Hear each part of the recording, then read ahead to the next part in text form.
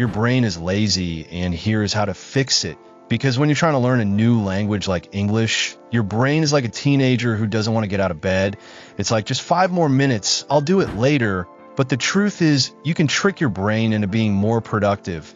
And it all starts with dopamine. That's right, dopamine, the chemical that makes you feel good. And when you're learning something new, your brain releases dopamine. But the thing is, it's a short-term thing.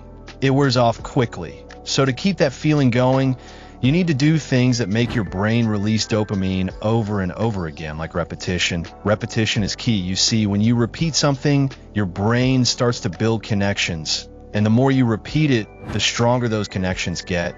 And the more you'll remember. But here's the thing. It's not just about repetition. It's about consistency. You need to make learning a habit, a daily habit, something you do every single day without fail.